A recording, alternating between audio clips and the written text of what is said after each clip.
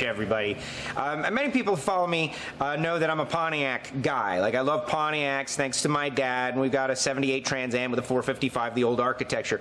But getting to talk with John about his time with Pontiac Motor Division has been amazing. And John, you've made your way over to this portion of this studio, and you've had such a great career in so many different areas. But we're going to focus right now on something that went down in the early 80s that a lot of people probably remember, but do not have any idea what happened behind the scenes, and more importantly, I think for our conversation, how an OE manufacturer relied upon the aftermarket to accomplish a major goal in a short amount of time. Tell us a little bit about it.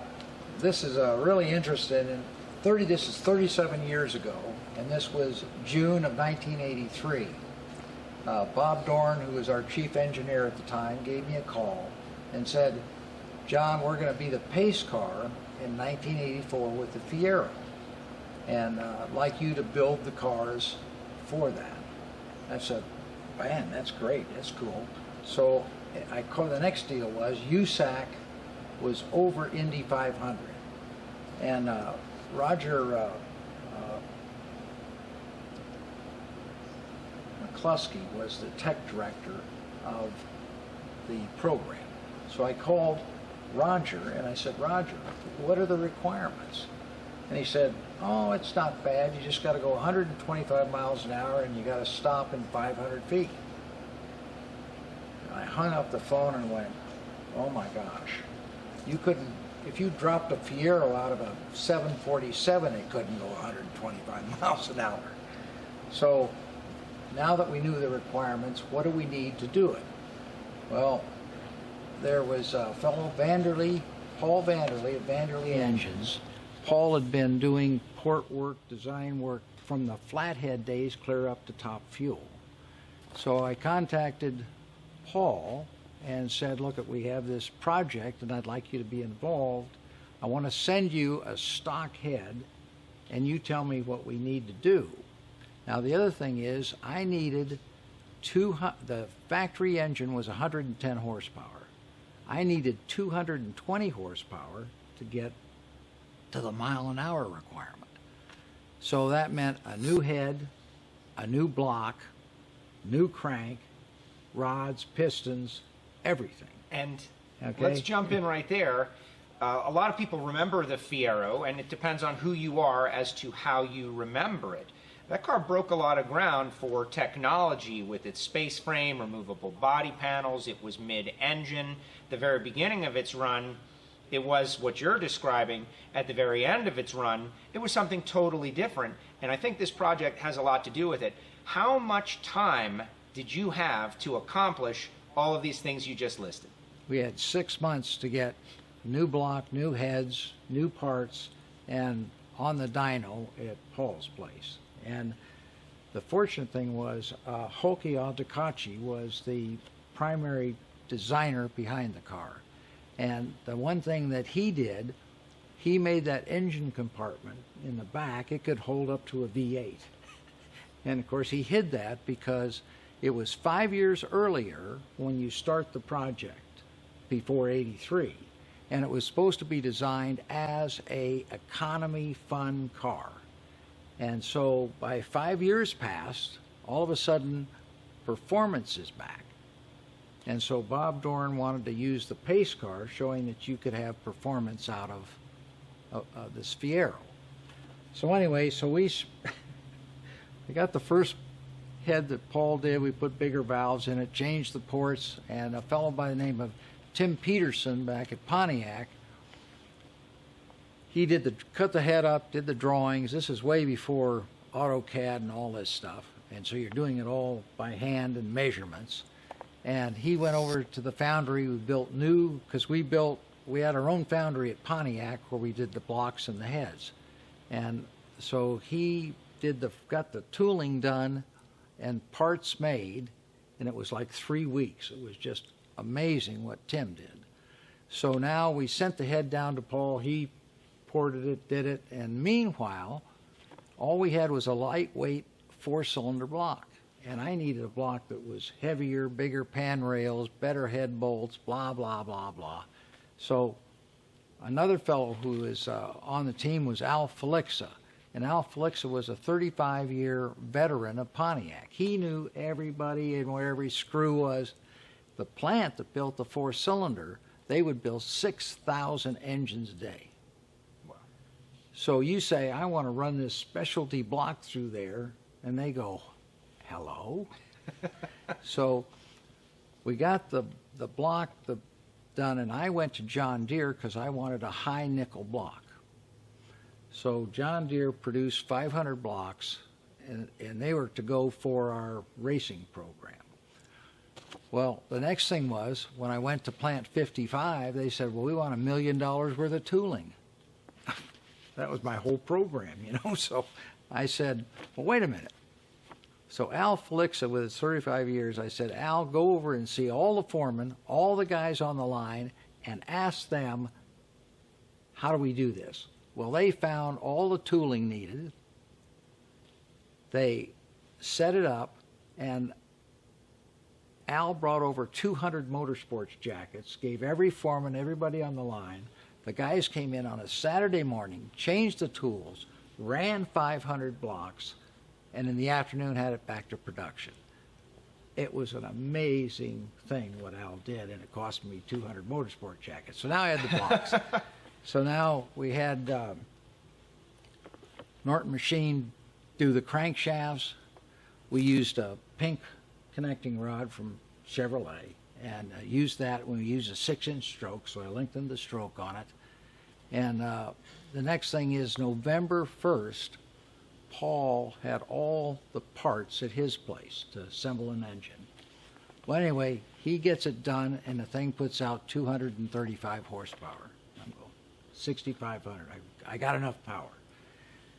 So I called Bob Dorn at Pontiac, and he said, nobody believes that that's real horsepower. Well, Paul, his dyno was very conservative, but they wanted it to run on the DC dyno at engineering. So he brought it up and put it on the dyno, and it made 232 on the DC. And I go, we're there. So everybody in the building was excited about going from 110 to, 234 or 5 right there. So I now had an engine. Now the problem was the car, I had to put bigger brakes on it. I had to put bigger wheels, tires. I used Firebird rotors all the way around.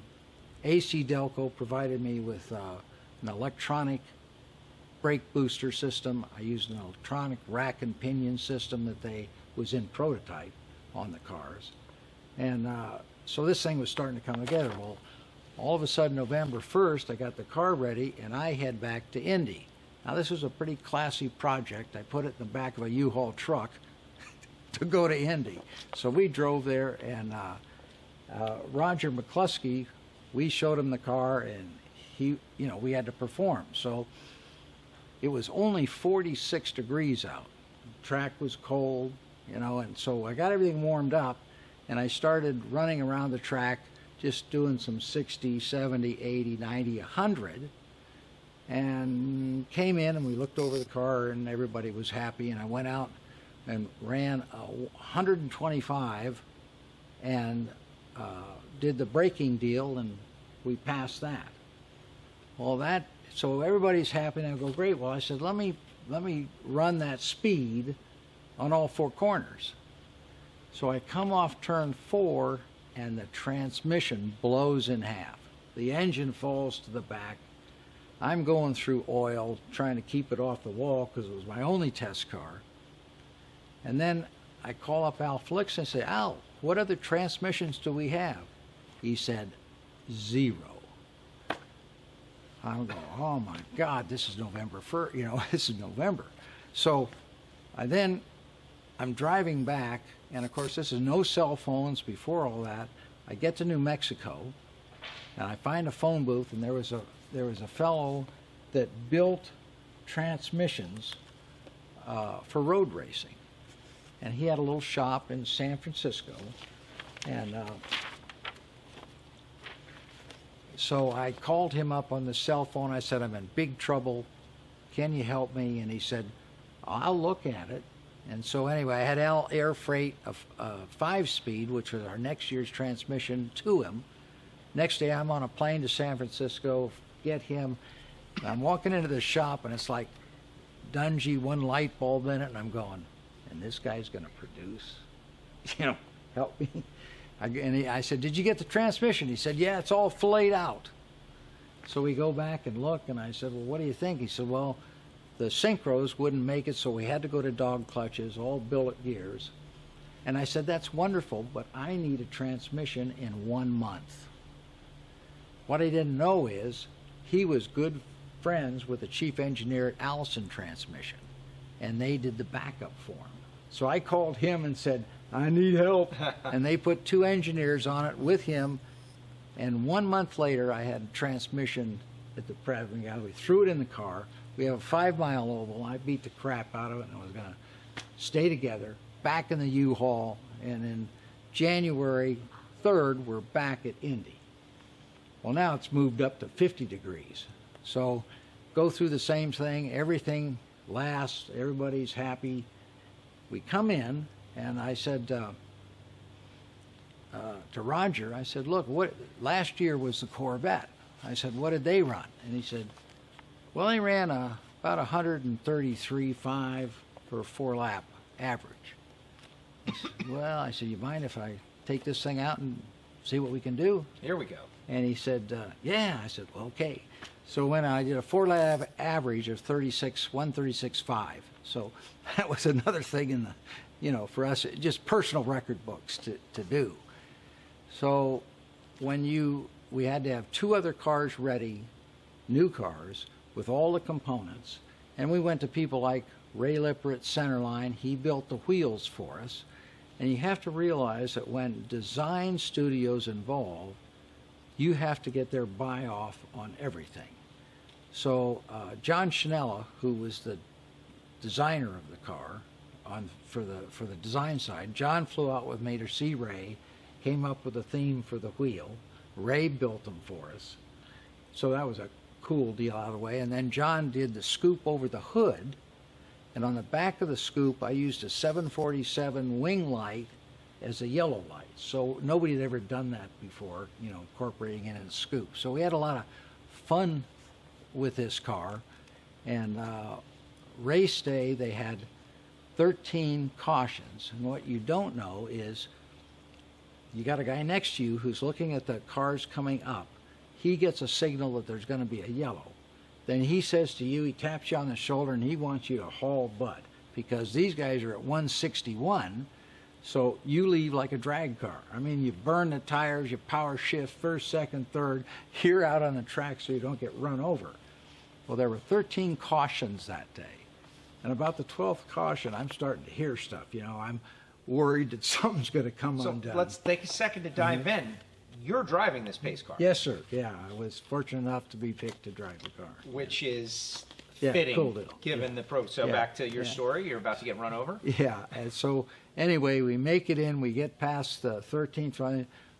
Rick Mears won the race, which is Penske's driver, and now Roger owns the Speedway, and he's having all the pace cars redone that he won races at. So the original Fieros being redone to top position, and it just, I was there for a month. At the end of the month, they had a big party after the thing. I was so wiped out I couldn't even go to it. Mentally, I was just shot, because if anything had happened to that car, a flat tire, anything, would have ruined what the program was we were doing for Pontiac. So that was cool, launched us into the full race program. Now, on the 4-cylinder, I just want to make a comment. During our 5 years of racing the 4-cylinder, and this is 165 cubic inches, normally aspirated, we went from that 235 up to 368 horsepower at 8,000.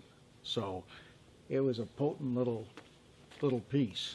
Well, the Fiero, at the end of its run, had your fingerprints all over it. Well, and now the Corvette is mid-engine, so maybe you guys were onto something.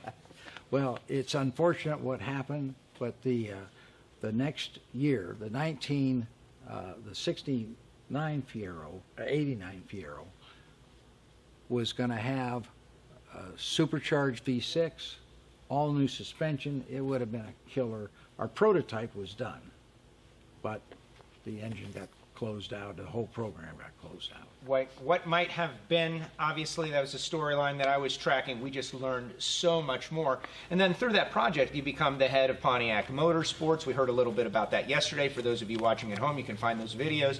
But in NHRA Pro Stock, in NASCAR, taking less and doing more. Kind of like a rapscallion bunch of engineers fighting against Chevrolet and others with less budget, but maybe more desire. Yeah, the Pontiac engineering group was a very tight group, and they just worked their tails off. And we probably had more competition between us and Chevrolet than we did us and Ford. But that's just the territory and the fun, and that drove everybody. And, we did a lot with not a whole bunch of money. And it was really thankful to the aftermarket as, let's say, Brodex ended up doing the aluminum heads for us. Then they did the V8 small block, big block, and V6. So Brodex was a huge part, and Edelbrock did the manifolds for us. I mean, we used everybody. And without their help, we couldn't. This program came together in 10 months. You couldn't do all those parts. Well, you realized that to go through the regular channels would have just been impossible because of, let's call it massive corporate red tape. I understand the reason there's checks and balances, et cetera. You go to the aftermarket people you knew so well, and they could do it. Oh, I mean, it was, they just pulled it off for us. We couldn't have done it without the aftermarket. And of course, luckily, I had been racing and doing stuff prior, so knew these people. And I'd call Vic Edelbrock and say, I got a manifold I want you to reproduce for me. Send it to me. I mean, the cooperation was tremendous. Yeah. Fantastic. It's a great story. The Fiero, depending on who you are, how you look back, but hopefully now you realize that it was definitely on the right track right at the end. And like you said, performance was coming back. Now, what are we sitting by right here? Because all of a sudden, I know everybody wants to know what's going on here. To me, it looks like a Fiat Topolino, but modernized for the street. No, by the way, this belongs to who? Yeah, it's one of my latest projects. I built a car similar in 1975. And so this is my 2020 version and it's a Simca, which is really the same as a Fiat Topolino, but it was built in France. And so I have a LT1 direct injected. It's stroked to 411 inches, has an 8-speed automatic, independent suspension all the way around. Wow. And so it's a fun little car. So as much as you went through the process of building, designing, panicking a little bit to make a deadline for the Indy 500, all of that, you're still putting yourself through that, designing and building. Yeah, and absolutely. And unfortunately, I got a well-equipped home shop to do stuff. And so this is your personal cruising around? Personal fun, yeah. So I've had this car to the wind tunnel, and we are hoping when we go back to racing that we can run the mile, and it'll be somewhere around 216, 17 miles an hour. So, and you can go 217 miles per hour in this, John? Yeah. Well, I hope. And that's why you went to the wind tunnel, because the wind tunnel shows you. I had to build a bunch of panels and stuff so it didn't take off. That is a very good idea. So what would you say for folks out there? I'm always looking for lessons, people with machine shops and aspirations, people who are connected into the automotive industry. What are the ultimate lessons from this project that you went through? Well, I think it's anything. If you're determined enough, want to put the hours in, you can accomplish anything. And you're going to run into some big bricks, but you learned how to go around them. I love the fact you were coming down after success, and you couldn't even enjoy the big victory party. Right. That was, my wife wasn't real happy at the time. No, but I know what people really want to hear. As much as they love listening to us, they would probably love to listen to this car. Can we fire it up? Sure. All right, you get in there, and I am going to tell everybody who has made it possible for us. Wait for my cue, John, because I'm going to talk about some very important people like the folks at Rottler. Obviously, this whole thing, we're talking about machining and machines, folks at Rottler stepping up big time, but as well as Morel Lifters. Ed Morel and, of course, John working together for Lifters. And Ed, thank you very much. Morel Lifters doing a great job. And these are companies that when you need what they produce, please remember what they have done here today. Total Seal Piston Rings, the leader in ring seal technology. Total Seal just put up a brand new website. They have revamped everything. They're revamping even at this moment. They produce the Hidden Horsepower podcast that Lake and myself have been telling you about, that you can subscribe. And it's really about increasing education on ring seal. You can spend a whole lot of money on a whole lot of parts. If you don't have ring seal, it's not going to maximize what you've spent. Folks at CWT Industries, Randy has been amazing. He's got one of the lines of the week so far with an angry little baby in his hammer, but CWT doing a great job. Also, Higgins Performance, thank you very much, Higgins. Samtech.edu, the next generation. Where are they coming from? Where are they getting their foundational education? Judson and Linda and Brian Massengill over there down in Houston, Texas area with Samtech doing a great job. Thank you so much. Edelbrock, we just heard a story about Edelbrock being on the cutting edge and being flexible.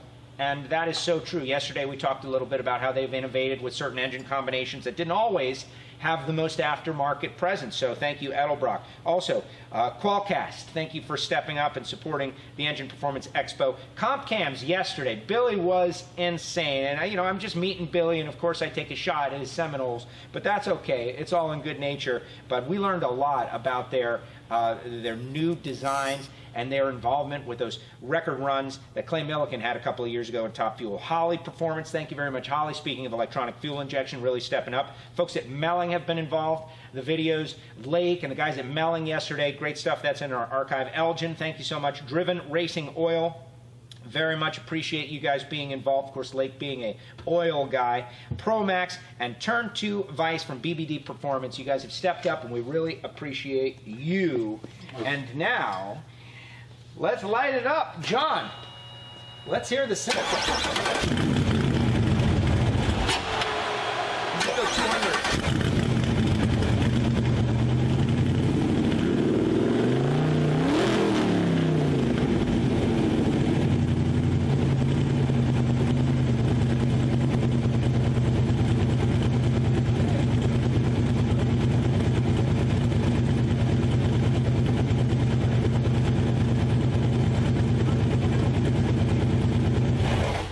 The Simca, John, that was incredible. He's flashing signs. He's having a good time. The Fiero 1984 Indy 500. It couldn't get better than that, and that's why you're watching the Engine Performance Expo. Let's kick it back over to Lake for a little bit more. What a day, what a day, what a day. Yeah, my brain is swollen. I've learned so much today. They told us, don't start cars. We are not going to listen.